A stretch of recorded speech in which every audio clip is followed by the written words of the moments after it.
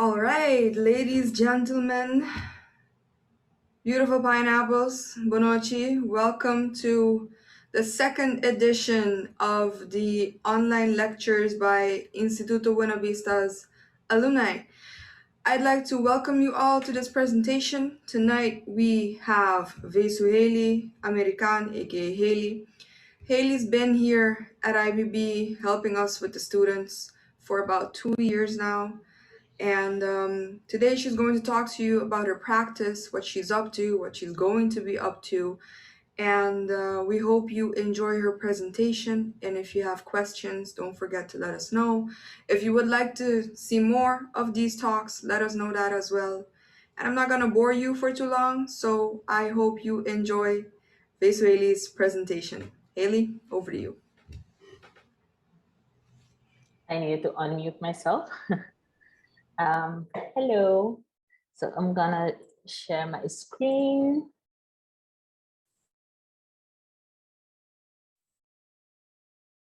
Yes. So yeah, as Shuttle said, I'm an alumni of IBB. So I did 2 years here in 2012, and then I went to the Netherlands for 4 years to study. And after I finished that, I just had the feeling that I had to come back home. I don't know, I just could not. I just needed to be home. So I moved back and not really knowing what I was going to do. But before coming back at All You Can Art, David and Tifa told me, oh, why don't you pass by IBB? You could have an atelier, we'll see what we can do, you know? So when I came back, I just came to IBB and I got an atelier. I started helping out at the gallery in Esmeralda because there was an exhibition of Doodflankers at that time. And then I transitioned into starting giving classes around December. So I came in July, and around December, I started giving classes to the students. And then I've been doing that. I think this is my third school year. So yeah, and it's been a great experience. So actually today I'm going to talk to you about my journey from graduation till now. And I do want to add my graduation work into this presentation because I feel it's still important to the way I work right now. And that moment kind of paved the way for how I work now.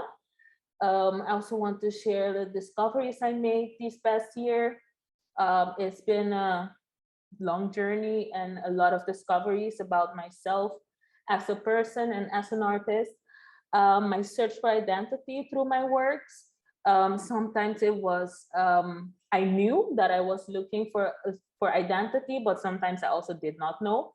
And I just had it in my work, but I did not really think of it as a very important part of my work. But then now I realize that it's always been identity at the core of my practice. So I want to share that with you and the 2 current projects I'm working on. So as I said, I'm going to start with the graduation work, which has a wall with text. It's a text and video installation. 2 video performances, one, as you can see in this image, on the floor within the space with the text, and then another one, another performance in a smaller space next to this space, and then I also did a live performance. So basically what's in this, on these walls are basically an archive, an interview archive I've had for 2 and something years while I was in the Netherlands. And then in the last year, I realized that I could actually use this as my final work. So basically in the first year, I was like all excited because everything was new. But at the end of that year, I started going through culture shock and also a bit of homesickness.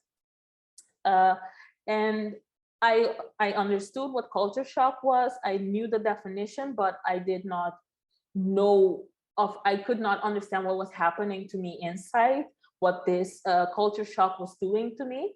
So I started doing interviews with people about this, people who have lived in the Netherlands and people from Curaçao who have lived in the Netherlands and went back, or people who left Curaçao to live in the Netherlands. I would ask them questions about how they experienced the culture shock.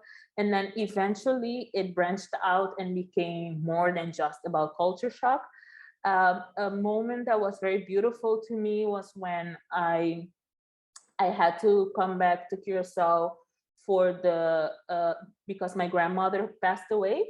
Obviously that part was not really nice, but the fact that my whole family was together, and I decided, what if I just do an interview with my whole family there? So then we did a interview, and there came a lot of things came up that we did not know that the other one was feeling. So parts of that are also in the installation. So then I moved on from the text to the interpretation of the text, which are the two videos you can see on the two screens, which is called Loop. And it's basically a sort of interpretation of everything that is on the wall, because a lot of people were talking about the feeling of having to adapt, of feeling this kind of tension built up inside of them, and then a moment of release, and then again the built up of tension, and then again a release. So I wanted to depict this in a work. So this is Loop.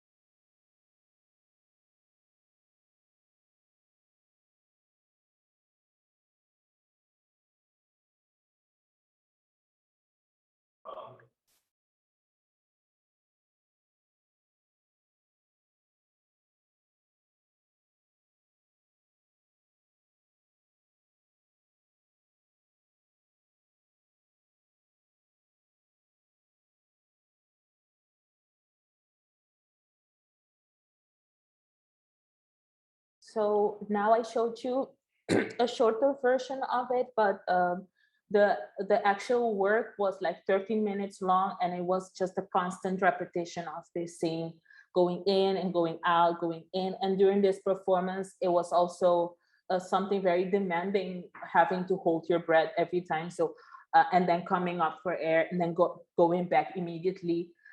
So to me, I felt like I was also experiencing this this kind of tension while I was doing the performance.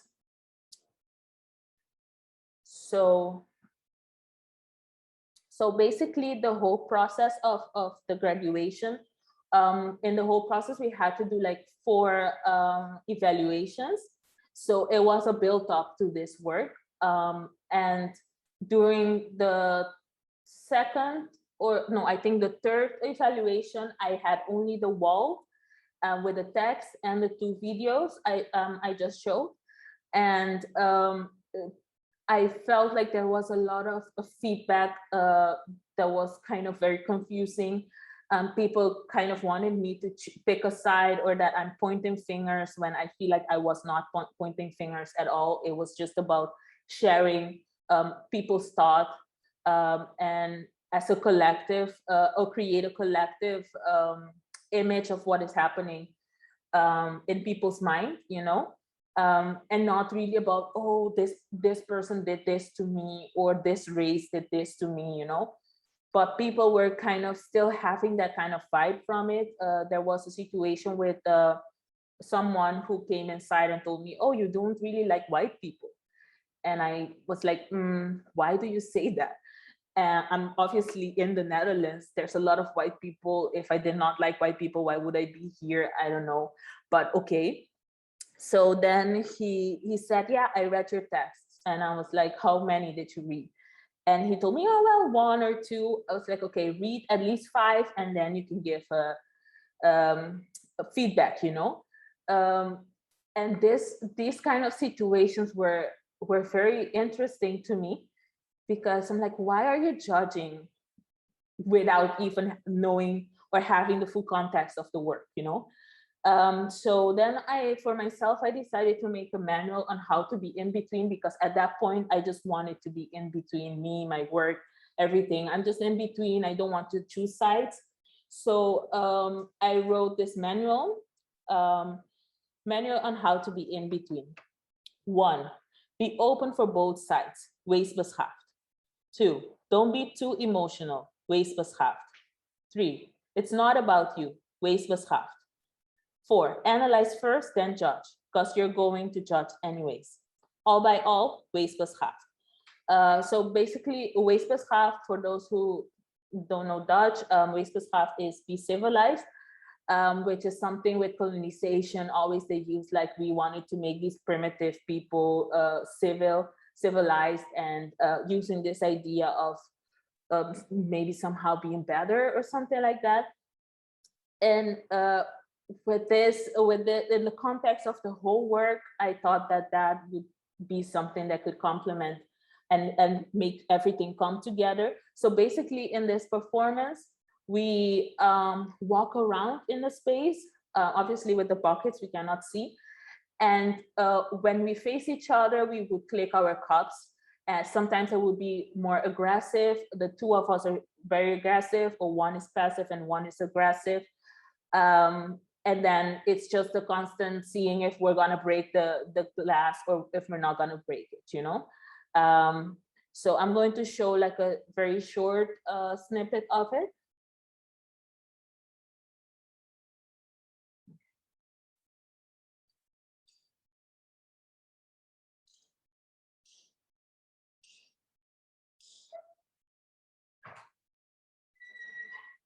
So basically, at the end of the school year, it was a lot of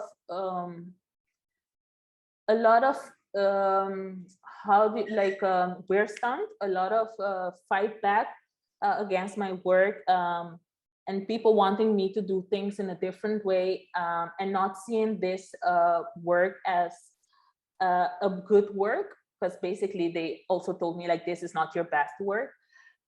So at that point, I was like, you know what? If they don't think it's the best work, that's fine. But this is something that I need to let out. This is something I want to talk about. So I'm just gonna do it. I'm going to try maybe a middle ground in order to still graduate, because I need their approval still to graduate. But I still wanted to do what I wanted to do. So it was a bit difficult. So at the end, it became just too much. Everything was a lot. I was feeling super overwhelmed. So I just needed to come back to Curaçao, like I said. And I came with a plan of doing 2 years here and experiment and see what happens. And then in the 3rd year, I will go and do a master. But yeah, obviously because of COVID, things did not really go as I planned. And I'm still trying to go this year to do the master. So hopefully that will happen. But then when I came to Curaçao, I had this moment of, okay, so all this happened to me. I still have all this bottled up emotion. And how do I get closure? So at first, I started to think of it as, you know, like you have grief and you have stages of grief. So I was thinking maybe I have some stages of closure, and I need to go through all those stages to finally release and let go of everything that I was holding on to. So I had like 5 stages. I started working them out, made videos. And then I realized that I just only need to do this. This is the best way for me to get closure.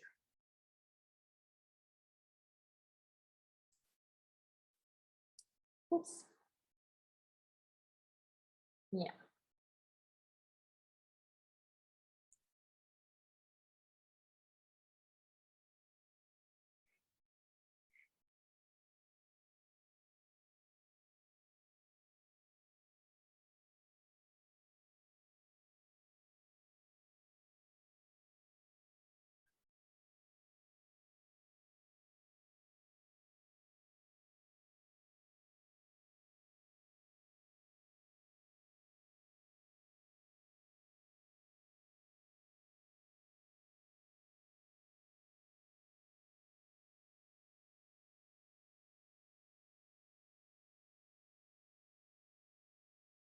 so yeah, basically I understood that I just needed to let it go, you know, like just release and just look forward, just be okay with what happened and accept that it happened, and just look ahead, let's say so.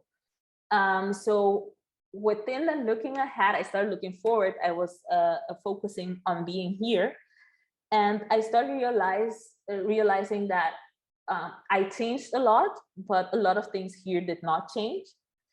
And also that there were big changes in my life. Like, for example, in the Netherlands, I used to live alone. And then when I came back, I had to live with my mother again, which is actually not that bad because like we know each other.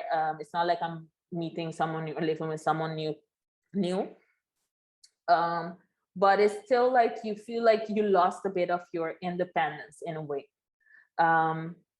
And so I was exploring the idea of dependence. Questions like, am I really dependent on my mom? Is my mom dependent on me? Is she more dependent on me because before she was alone and she didn't want to be alone, and now I'm here, so now it's really nice for her to have me here, so she's more dependent on me for company. And then another part came where, as a country, there was a moment where we were in debt. One of the times, because there were many times when we were in debt. And then basically we had to ask the Netherlands for money to cover this. It was 100 million something. So they needed help from the Netherlands. And some people had this kind of idea that, oh yeah, so we're part of the kingdom, so Netherlands has to help us, you know. And I question, like, why do they have to help us, you know? Why don't we try to fix our mistakes? Why the people are not thinking about this part of it, you know, and only expecting to get something from someone? So within this work, I was just like thinking about just sitting there and just letting life pass you by, just sitting there expecting some stuff from someone. And I do feel like this work is not finished, or I feel like this is a sketch for something bigger, because I'm constantly thinking about this, the idea of dependence, but I'm also okay with the fact that maybe now is not the time, and that it needs to marinate a bit more in my head, and there will be a time where I'm like, I know this is what I need to talk about, or this is how I need to make it come to life, you know. So within this search for dependence, I had a moment where I realized something that I was not really insecure, but I was always thinking about and questioning, was the fact that, for example, in my work, I like, there are a lot of people when I was studying at IBB, and also now when I came back and looking at the students' work, I noticed that they often can see something and they can get an idea, an inspiration from looking at something. And I was talking to Tirso one time, and he was explaining to me how he came to an installation he made. And he has the same way of working, you know, like he sees something and then he makes something out of it. And I always ask myself, like, why can I not do it, you know? And then I realized that I had the same thing, but instead of visuals, I had it with words. I had it with maybe reading something or listening or having a conversation. And from that, I have this idea to make something. So I was having a conversation with Tirso, actually, about this whole idea of being politically correct and constantly naming everything, you know, having names for everything. And he said something along the lines of like, yeah, it's almost like it's they feel, or they have like an orgasmic feeling that is like so satisfying for them to use all these words and be politically correct. And then from that, I just had this idea to make this video called "Take This Fucking Candy and Shove It Down Your Throat."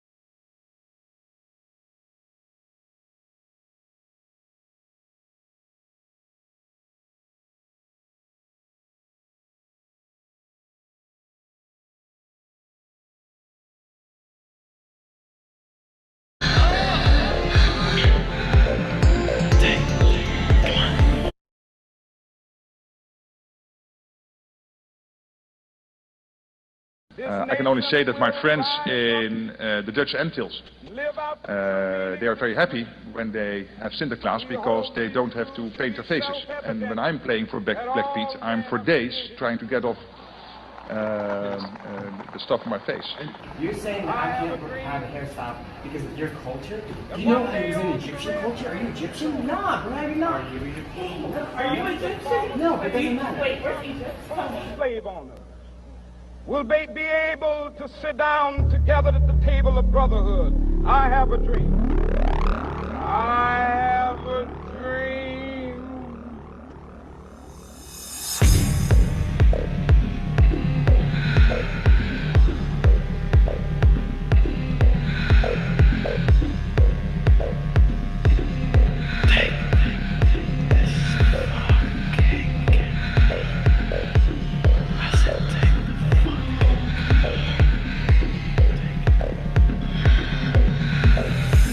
Shove it down your throat!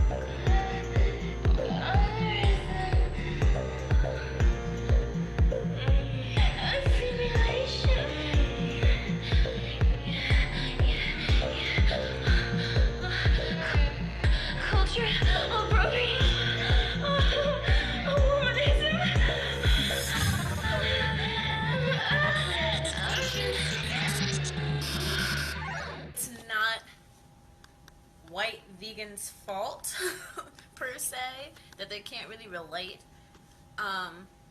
to a POC vegans, experience. But I've had people come down my throat like, why are you making this about race? OMG, it's about the animals. Yeah, sure, okay. Now, if I went vegan for the animals, which I did not, there's even colorism when it comes to animals. Black animals, outside of horses and like cows, are the first ones to go to slaughter. Black dogs and black cats and black rats, black rabbits. These are the top 4 animals that end up in shelters, end up euthanized, because nobody wants them.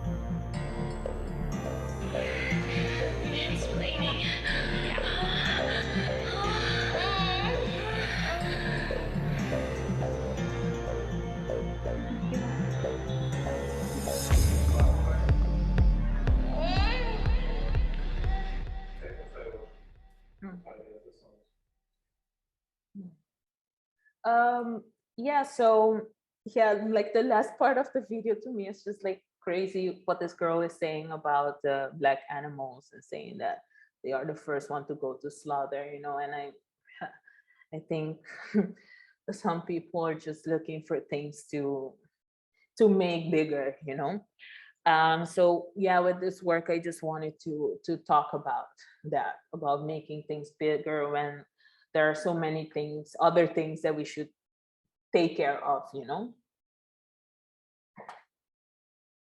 So that was a brief moment of straying away from the whole process of being here, and trying to find myself within this new space I was at, where I am at, because I'm still here.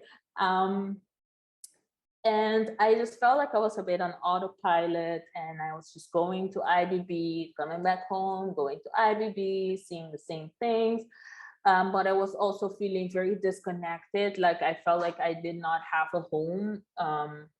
So one day I just wrote this poem, which is like a free writing, because free writing is when you like just write whatever is on your mind and just, in any language, just write. So I wrote, squares, only windows and frames, building on top of building on top of building, with a huge pipe on top of it. I look around me. I wonder. Looking around doesn't seem to be enough. Squares, windows and frames, building on top of building on top of building, taking my breath away. I need a pipe, a huge pipe. Mi misteri dos tres pipa with smoke coming out of it. Un pie adelante, un pie para atrás. Still wondering. Fui en gana de ir a casa. But not home as in house. Not a house, nor a building, nor a window or a frame. Longing for more. More than squares upon building, upon window frames. Because I can feel the pressure. 1,000 pounds of concrete on me, around me.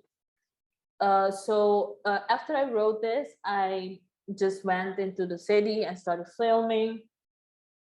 Because most of the times when I'm so much in my head, I sometimes just let my body take over and I just do things. I don't really question why I'm doing it. I just let my intuition lead me in a way. So I just filmed this and I came back and I edited and I put parts of the poem in it, but I was not satisfied. So then I decided to, maybe I need to go back to where it started, which was like just the routine of going to IBB, coming back home, going to IBB. So I just filmed one day on my way to IBB. I filmed everything I passed around me. And then I made it a series of 3 videos. And the first one is like very overwhelming, very loud, a lot of movement. And so slowly it will start becoming less and less overwhelming. And by the last one, it's like a bit more calm. And I also was trying to play with layers with words on top of images and like two images on top of each other.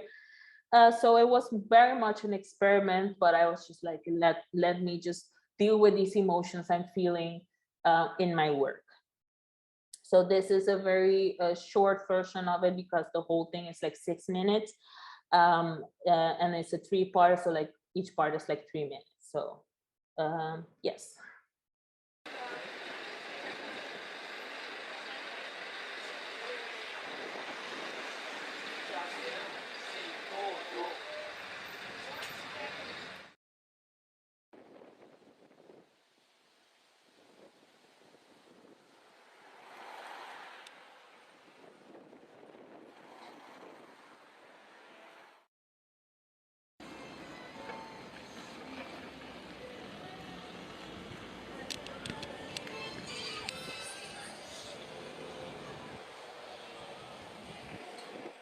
Yeah, so just for you to have an idea of what it looked like.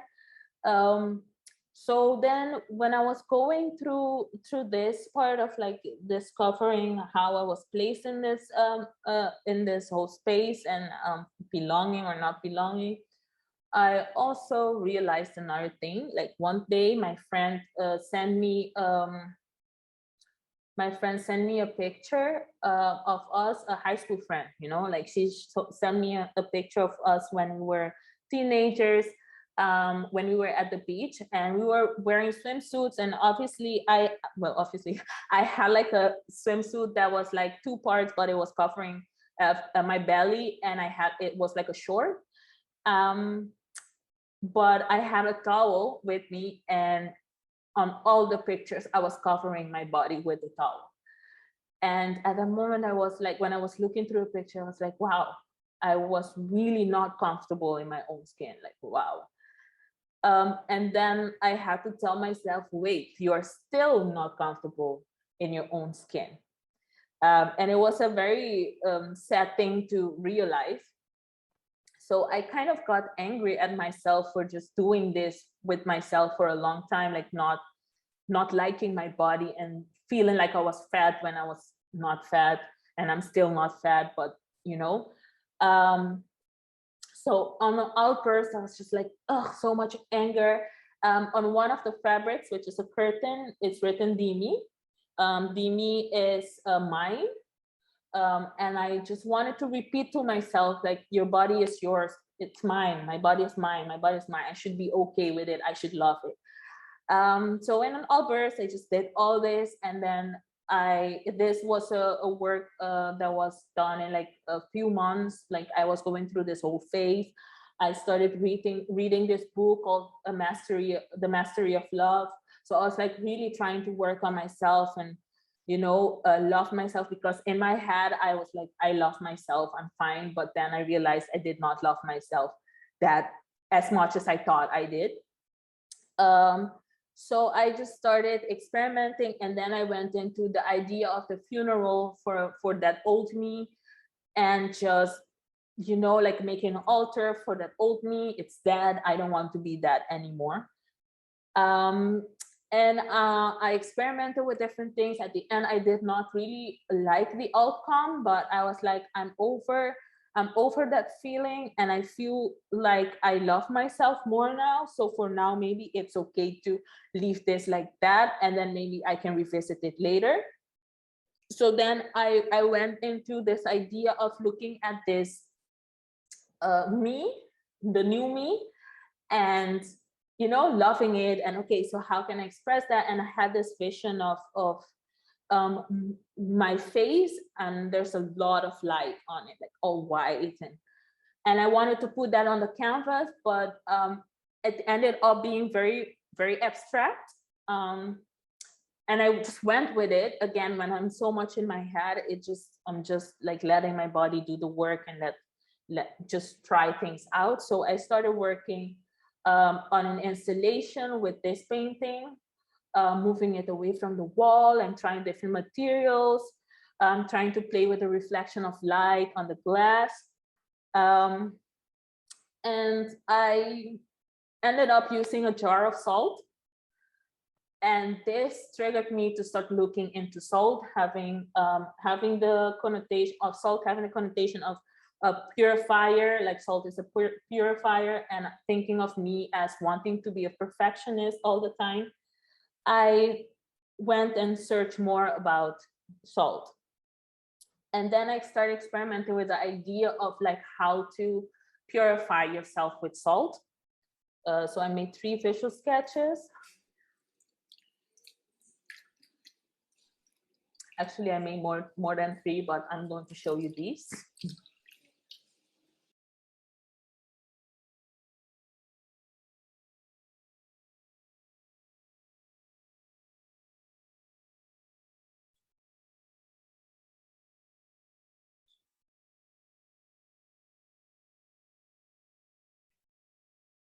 Different rituals that people do, like for example, when the salt falls, then you have to throw it over your shoulder. So I was just like playing around with all these ideas.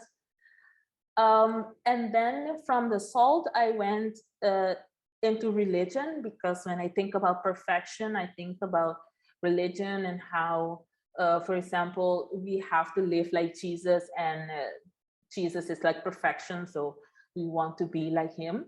And I made this video. I'm still working on it, but I'm going to show you a bit of it, just so you can have an idea of what I want to say with the work, because I was looking at religion also, but in the way of how people in religious positions, like pastors or someone who is constantly in the church, they hold themselves to a high standard, but sometimes they do bad things in the dark, you know, or just people who, for example, don't want, they're not pro-gay marriage, but for example, they are living with their partners without getting married, and that is also a sin. So whose sin is bigger, you know? So I wanted to explore that idea of hypocrisy.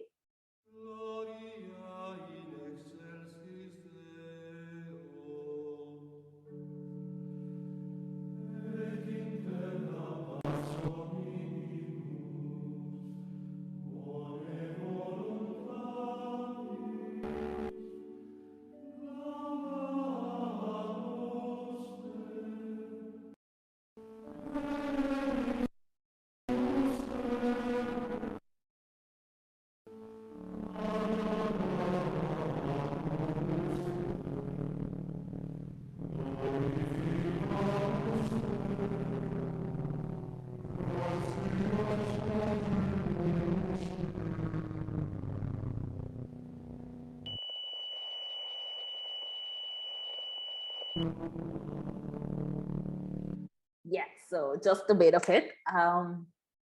And so then I realized that everything that happened, from the point where I realized that I did not love myself as much as I thought I did, till now, that it could all become one work and it can tell a journey. So I split these moments in 3. And right now I'm working on an essay. Well, I call it an essay now, but I don't know if it will become something else. And basically in the essay, I split also in 3 parts, like I do in this mind map. Basically the first part is about me as a woman, my relationship with religion, how society sees me and how I present myself within society, with this very religious perspective that I had at that time. In the second part, I want to talk about my obsession with perfection, because I used to be a perfectionist and it was like really, really, really bad. And how I put pressure on myself, how religion basically shaped me somehow in this way, because as a kid, I used to have these like, you have like these small booklets about Jesus, and I used to read that a lot, and I feel like that idea of just being like Jesus and just letting everything go, turning the other cheek, like helping others. I became like maybe an exaggerated version of that, where I would just put other people before me, and just help everyone and never ask for help. So I think that also had a bit to do with how I was seeing things back then. And then the third part is about just being okay with not being perfect, and just, you know, like being stained, because the short film is called Manchas, which is stained, and just not being perfect and being okay with not being perfect. So then I get into the last part of the presentation, which is the other project I'm working on right now, which is called Zebra Debate, which came out of a conversation I was having with a few colleagues that became a bit hostile at some point, because I was just pointing out the difference in context and history of people, because we were during that time we were talking about the Black Lives Matter situation, when it was like when they had a protest in America. And I was just pointing out that we cannot really do the same thing, because we have a completely different context. The situation is way more nuanced than that. But I got a lot of feedback that was a bit hostile, like, yeah, we should do a protest and blah, blah, blah. So I started thinking about this victim mentality, and like feeling less than constantly. And I remembered a debate I saw of South Africa, where they were talking about the zebra debate, because in Africa you have Black people, colored people, and white people. So basically the mixed people, who we also consider Black, are not categorized as Black. And when they are talking about Black people and white people in South Africa, they refer to it as zebra debate. So I started thinking also about myself when I went to the Netherlands, and started suddenly thinking about my race and about being Black. While when I was here, I was not really thinking about that. And I don't know why I started thinking per se. I cannot tell you the moment I started thinking about it, but it happened. So I have this zebra that is suddenly thinking about its stripes.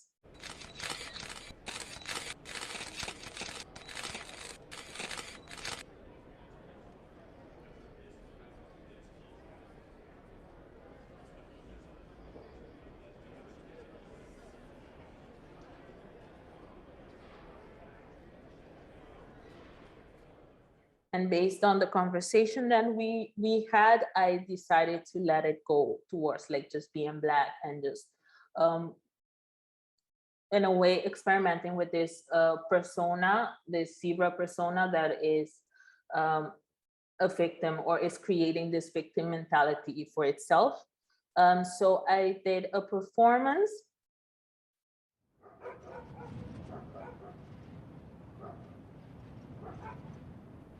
Mm-hmm.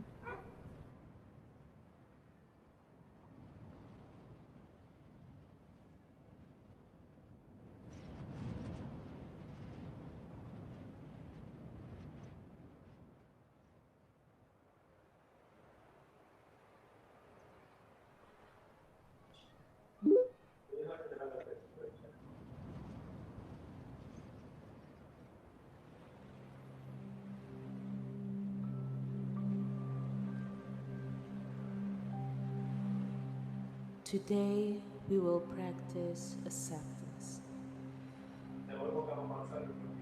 Please find a comfortable position, sitting in a way where you can relax. Lay your eyes gently closed as you take in a slow and long, deep breath. And when you exhale, know that everything you did today was wrong. And everything society tells you in the future really matters.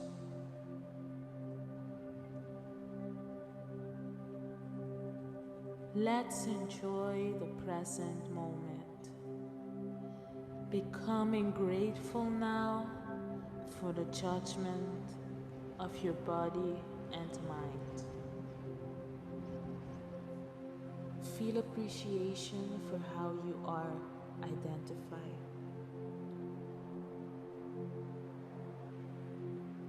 Know that even though life is hard, you are doing your very best.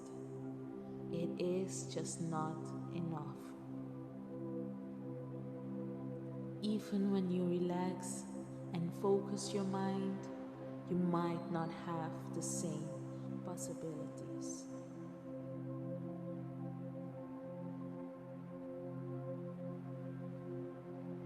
Begin to visualize exactly how society wants your life to be.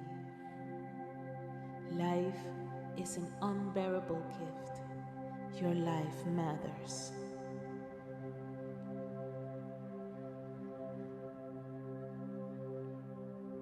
See yourself accomplishing things despite going through a lot of obstacles. Act secure and don't be who you are. Pretending you can be powerful and capable of almost everything. Vaguely see yourself living the life of your dreams. Let others give you permission to make useful contributions to the world around you. See yourself honoring the values and making choices that align with the decisions society forces you to make.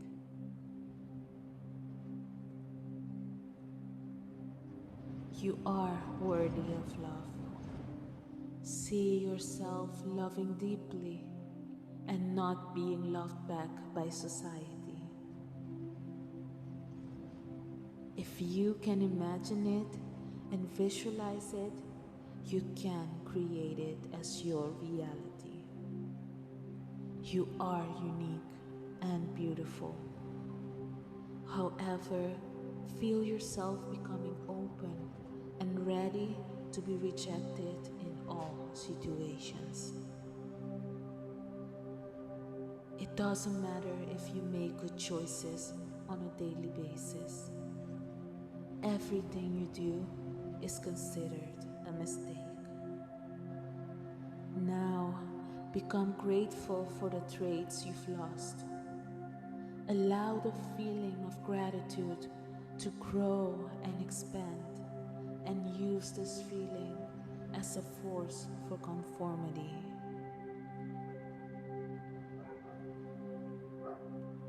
You may open your eyes whenever you're ready.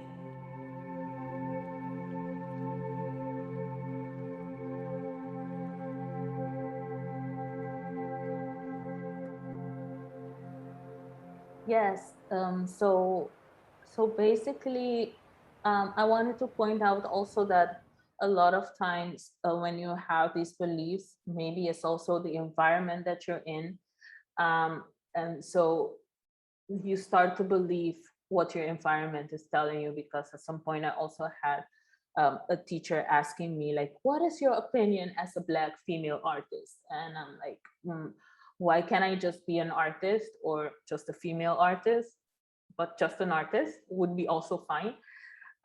So I think it also has to do with the surroundings. So I wanted to, instead of letting it come from the zebra itself, I wanted to let it come from an outside source, in a way. So the idea is to continue to explore this zebra personality, or persona, let's say so. If I go to Martinique, I would love to continue with it in Martinique too, because I think it could be interesting to see how this zebra would be in the context of Martinique. I think I would be the only person who ships a zebra head to another country, but yeah, adventure. We'll see. So yeah, that's basically about me and my journey, and yeah, trying to find out where I stand in the world as a person. But I sometimes feel like me as a person and me as an artist are the same thing, because I express everything that goes or happens in my life through art. So yeah, that's it. If you guys have questions, I don't know.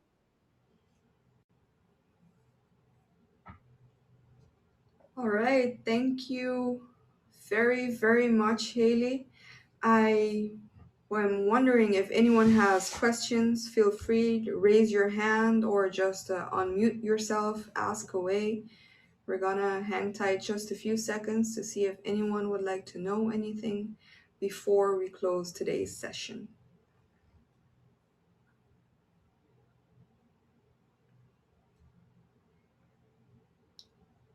Well, so far it looks like no questions. Of course, remember that you can always send us a DM.